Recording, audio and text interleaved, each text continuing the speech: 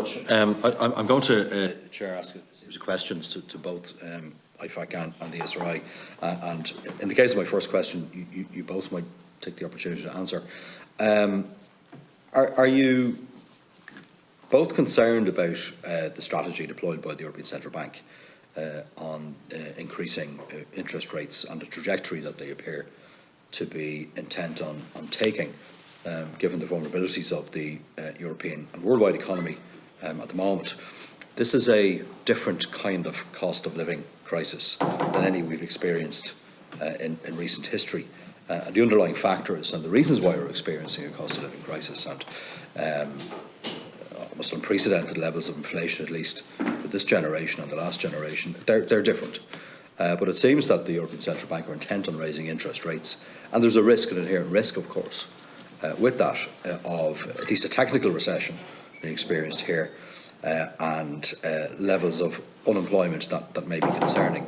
So could you both answer and give me your perspective on the ECB's position at present on interest rates? Yeah, I'm very and happy. The impact that it may have on the Irish economy. I mean, the ECB actually has raised very little. It's raised a little bit. It's tightened a little bit. It did to date. Yeah. Even if you look at the futures curve, what's expected to happen over the next 4 or 5 years, it's expected to go from zero, essentially where they are now in official rates, up to about 1.25, 1.5.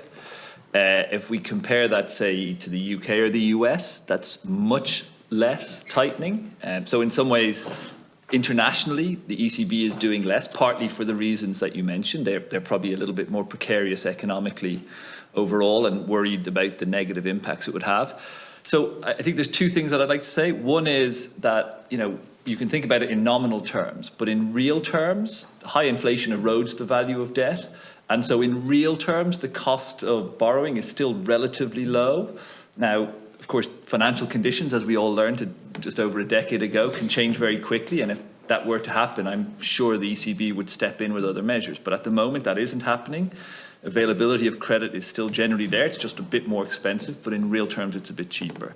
The conundrum that central banks face, not just the ECB, but globally, is they all initially tried to use their credibility of fighting inflation to ignore the increase in inflation. Inflation is not just since February this year. Inflation, if we go back a year ago, September last year, was already up at around 5-6% in Ireland, and similar around the rest of Europe. They decided to try and look through that. The geopolitical factors, which have clearly kicked inflation into an even sort of new higher level, have been difficult to deal with. If central banks are not seen to be taking inflation seriously, long-term interest rates will rise anyway, because markets will start to expect higher inflation and demand it anyway. So saying, it's a difficult balance for those policymakers. This is tough times for everyone in policy. But by raising a little bit, if they can prevent the sort of expected inflation component going up by more, they actually, relatively in net terms, do better. Straight question, will it reduce inflation in Ireland? And to what degree? So I would, if I was going to be honest, I would say I worry a little bit on the other side, that by moving less than everybody else, the risk is that the value of the euro depreciates further, which makes everything imported into the euro area expensive. And of course, one of the big things that's imported into the euro area, gas and oil, which are already expensive. So it's difficult. They're striking a difficult balance, because they also don't want to just kick the economy straight into a massive recession, which is, of course, would get inflation down, but at a huge social cost. So, we might just conclude that. If ESRI has a view on that. I take the points that Michael has made, but I do think there was noticeable differences between the euro area and the United States, for example. I mean, the key issue is wage price spirals. A lot of indication in the States about pickup in wage inflation and even feeding into expectations. It's very much less so the case in the euro area. I think the recent increase in rates was somewhat understandable in terms of setting expectations, influencing expectations. Some of the most recent talk about the kind of the 0.75 seems more radical. Almost seems as if it's a little bit excessive, or it's almost as if the ECB feels it's playing catch up, and I'd be a little bit concerned about that. Yeah, just there's a lot of discussion, across the political system, across society about targeted measures, and I was quite hostile to the idea of the energy credit. I thought that was not a very smart use of finite public resources when it was introduced, and of course the reason and rationale provided by government was that they needed to get money into people's pockets very quickly. That being said, we all know, and I think would acknowledge, that we actually have a sophisticated tax and social welfare system to perform the redistribution role. And it looks like, again, we are, if the media reportages to be believed and the spinning, that we're to expect another universal energy credit, which will, of course, by definition, disproportionately benefit those who are better off. People who are better off, of course, will tend to live in larger properties and will consume more energy. And by definition, then, that is a poorly targeted intervention. But it seems that government are preparing the ground for that kind of energy credit initiative again. Now, so severe is the issue that I may need to suspend my own reticence in relation to this. So severe is the problem. But there seems to be, I mean, ESRI would have been quite hostile to the idea initially, from what I can recall back in the spring, based on the principle of equity. But now you seem to have kind of softened your cough a little on it, based on the introductory remarks. In fact, you've been clear as well that measures need to be targeted. So, would you advise? What advice would you have for government on that? Would you say avoid that completely? So I think on the design of specific measures, we wouldn't really take a view. I think the government's facing quite difficult choices, and I think it's up to them, ultimately, for them to decide and for other people to have a view on it. But the principle of targeting is important. Exactly how you do it, how targeted you do it, we don't have a view on. Yeah. And ESRI, what's the view at the minute on credits and the kind of?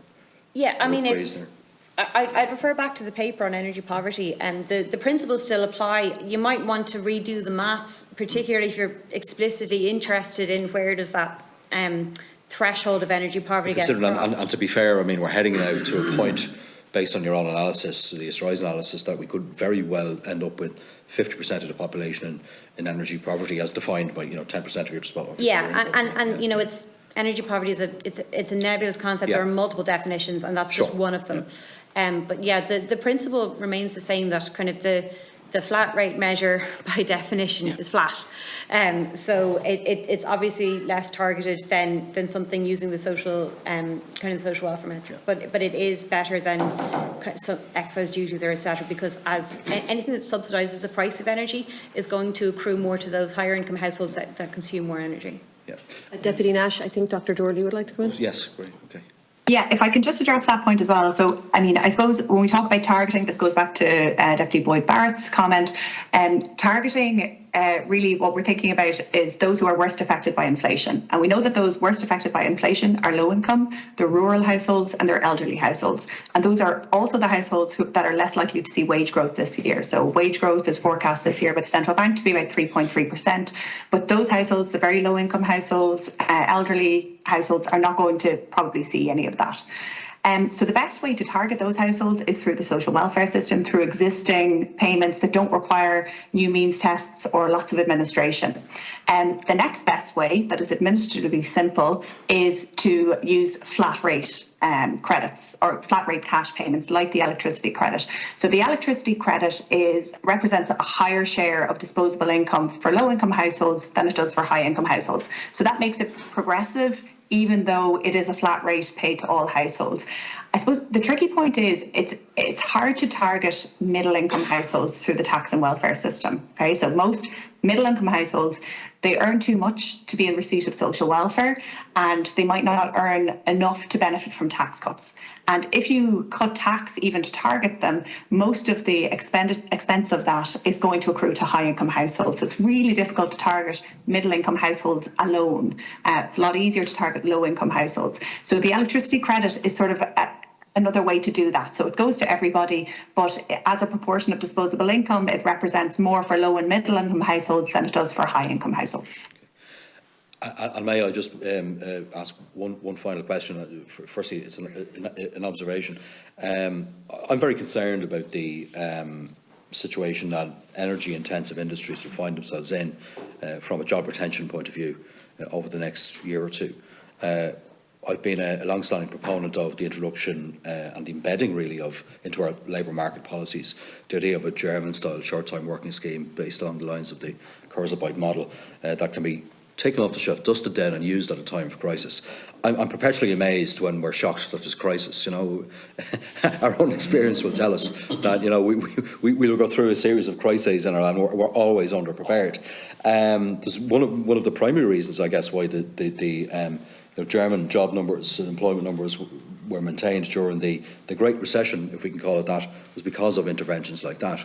And it can be done relatively inexpensively in the context of what we're going to experience over the next few months and arguably over the next couple of years if we introduce a model like that that's micro-targeted at even subsectors of the economy that are going to be under serious pressure. I mean, there are manufacturing industries across the country who are this week laying people off because of enormous gas bills, and are trying to transition from a reliance on gas to renewables over the next 2 years, and are finding it really, really difficult. So there will be no just transition. The idea of a just transition will really be a slogan for a lot of these skilled workers, engineers, electricians, fitters and so on. Once these manufacturing facilities are gone, they're gone and they won't be replaced. And I guess the argument maybe, and I've asked the Department of Enterprise to identify the number of jobs that may be at risk over the next period of time. I haven't had a response to that yet. We expect to get that in the next few days. But once those jobs are lost, they will be gone, and we could end up with a hollowing out of our manufacturing base in this country over the next 2 years if action isn't taken. I can understand why officials and ministers may say, well, we have technical full employment, so why would we introduce a wage subsidy scheme into the market at this point in time? It's actually about retaining skills. Is there a view on that type of approach? Maybe SRI might have a view, because I think you may have looked at these kinds of interventions before. I'm going to ask you to do it briefly as well, because I do have other... Yeah, so the only thing I would say just on the employment impacts and the impacts on businesses in general of increasing energy costs, unfortunately, we're very limited as to the data available. So I'm not sure what you're going to get from the Department of Enterprise, but it's quite difficult to estimate the impacts of those, and an awful lot of the time there's very little thing you can do in the short term to deal with increasing energy costs, whether you're a household or a business. I don't know, does Kieran want to say something on the skills? Allow people for a period until we grasp that nettle, you know, and we don't have a system in place to allow us to do that. Yeah, I probably should refer you to our labour market people, experts like people like Seamus McGuinness and his team, who would have much better in-depth knowledge of the labour market and the the viability. Or sorry, I think Karina's. Just on the Kurzarbeit scheme, because we did look at that when the EWSS came in. So very briefly, the kind of pros and cons of a scheme like that: they can be great in a crisis when there's risk of massive job loss, and because they help companies to retain employees on reduced hours with subsidised wages. The downside is that it only benefits insiders, so only those who are already in a job. But in the situation we're in at the moment with full employment, that's not so much of a risk at the moment. The other issue is it can lead to stickiness in the labour market, whereby if an industry is no longer viable, people are still staying in it instead of retraining and going elsewhere. So that's kind of the broad overview, but it's definitely something worth looking at. And I do think that it was suggested that something like that would be examined in a kind of longer term perspective after the EWSS was wound down, but I haven't seen anything more concrete on that